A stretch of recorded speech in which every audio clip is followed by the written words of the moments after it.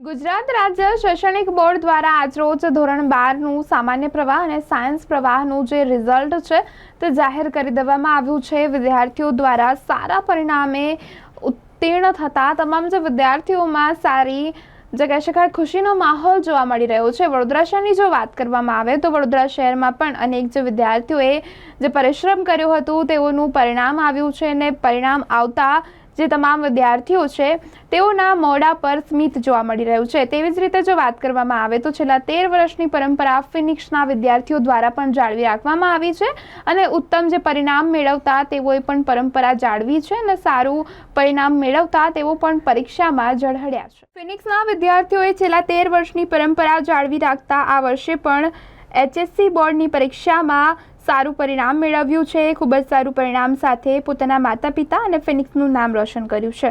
Overall ફિનિક્સના 12 વિદ્યાર્થીઓએ A1 grade પ્રાપ્ત કરેલ છે, જેમાં હંસિકા દેવડીગા 99.92 PR, ખુશી ખમીન નાની 99.86 PR, તનિષા વૈશ્ય 99.83, ગૌરી પારીખ 99.82 તેમજ પ્રાંજલ દવે 99.81, ચાર્મી પારીખ 99.77, નિધિ બેચારા 99.75, પ્રતીતિ જોશી 99.72, હેત અગ્રવાલ 99.28, હર્ષિત વાઘમાસી 99.20, મનસ્વી કાછડિયા 99.45, કલરવ ભટ્ટ 98.75 અને જેમાં કુલ 42 વિદ્યાર્થીઓએ સાયન્સ મેરિટમાં A1 ગ્રેડ પ્રાપ્ત કર્યો છે। શાળાના ફાઉન્ડર ડાયરેક્ટર મુકેશ દાદવાણી સાહેબે મુલાકાતમાં વધુમાં તેઓએ જણાવ્યું કે ફિનિક્સ છેલ્લા 13 વર્ષથી વડોદરાના વિદ્યાર્થીઓને શ્રેષ્ઠ શિક્ષણ આપતી સંસ્થા છે।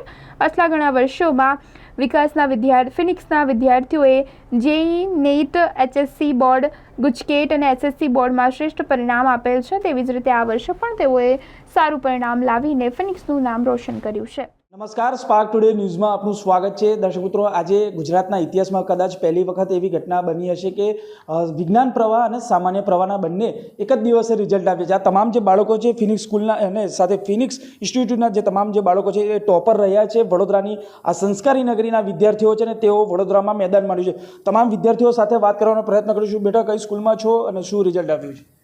मैं फिनिक्स स्कूलની વિદ્યાર્થી છું। મારું નામ તનિષા વૈશ્ય છે અને મારું HSCમાં 99.83 PR આવ્યા છે। હા, જે તમામ જે મહેનત કરી, જે રિઝલ્ટ આવ્યું છે, આશા હતી કે આટલું રિઝલ્ટ આવશે? હા, આશા તો હતી। કેટલી મહેનત કરી?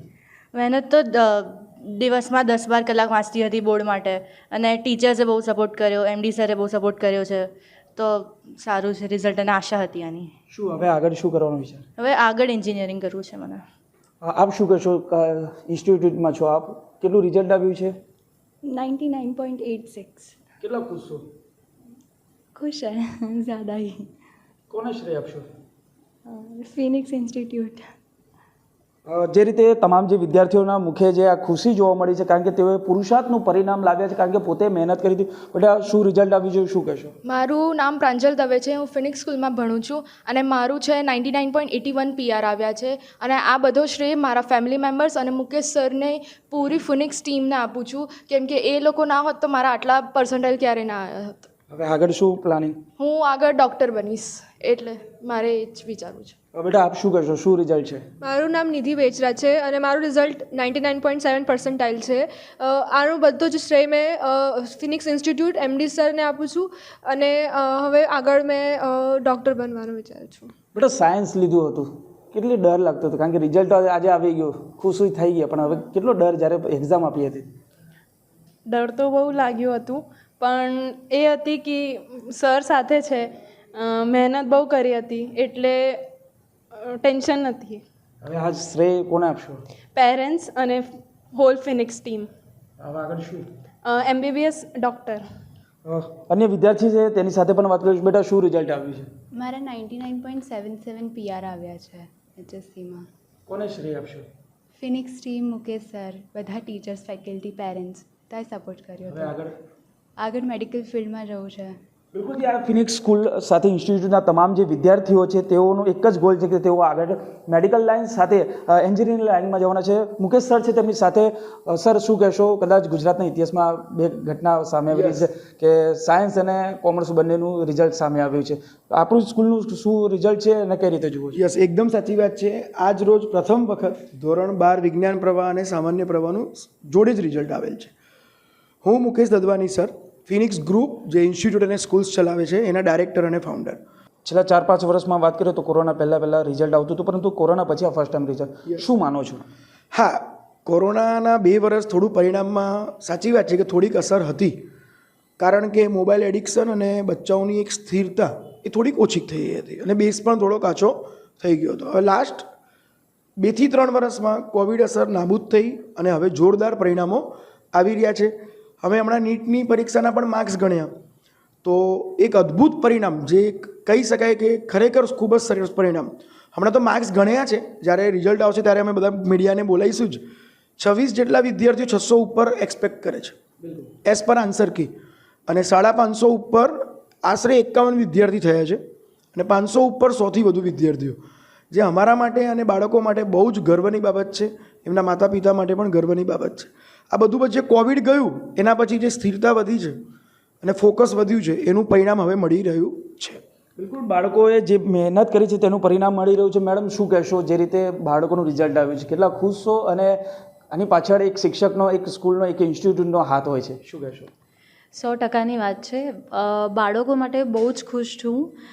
એમની બહુ જ મહેનત હતી. સાથે સાથે જે ફિનિક્સની ટીમ છે અને ખાસ કરીને મુકેશ સર, એમડી સર, એમને બહુ જ મહેનત કરી છે. અને જેટલું કદાચ બાળકો ટેન્શન લેતા હશે એટલું ને એટલું સર એમના માટે ટેન્શન લેતા હતા અને ધ્યાન આપતા હતા, કાળજી કરતા હતા. અને આ બધાની મહેનત ફળી છે, બાળકોની, ટીમની, મુકેશ સરની, અને આજે આટલું સરસ પરિણામ આવ્યું છે. અને આશા રાખીએ છીએ કે નેક્સ્ટ યર આનાથી બી સરસ પરિણામ આવશે. એના માટે અમે મહેનત બી કરશું અને બાળકો બી મહેનત કરશે અને અમે કરાવડાવશું. સો એવી અમારી આશા છે. મેડમ, સવાલ એ છે કે ચલો વિદ્યાર્થી તો પાસ થઈ ગયા, પણ જે વિદ્યાર્થી ફેલ થતા હોય છે, અનેક વખત એવું બને કે લોકો આપઘાત કરે, વિદ્યાર્થીઓ આપઘાત, તો એવા લોકો માટે શું મેસેજ? જે વિદ્યાર્થીઓને આ વખત તો જેવી રીતે ગવર્મેન્ટે એક બાળકો માટે સારું એક એડપ્ટ કર્યું છે કે બેસ્ટ ઓફ 2 કરી દીધું છે. એટલે એકવાર પરીક્ષા પછી બાળક બીજી વાર પરીક્ષા આપી શકે છે જો એના માર્ક્સથી એ નારાજ હોય તો. સો એક ઓપ્શન છે. અને ઓવરઓલ બી હું બાળકોને કહીશ કે લાઈફમાં કોઈ બી વસ્તુ આપણાનો એન્ડ પોઈન્ટ નથી. આપણે એનાથી બહાર નીકળી શકીએ છીએ. અને 2 જ સિચ્યુએશન હોય છે, એક વિનિંગ હોય છે અને એક લર્નિંગ હોય છે. એટલે કોઈ બી બાળક આજે પોતાનું એક્સપેક્ટેડ પરિણામ નથી લાવતા, તો એમને આગળ લર્ન કરીને, શીખીને આગળ વધવું જોઈએ.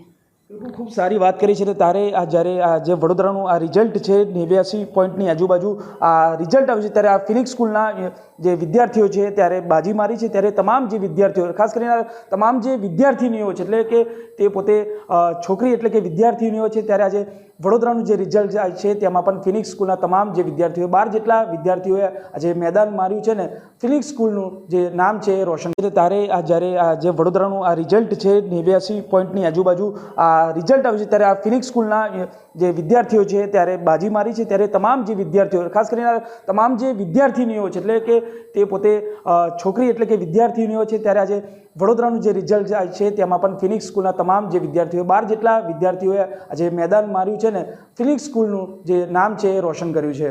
કેમેરામેન ગૌતમની સાથે Surat Solanki, spark today news, Vadodara.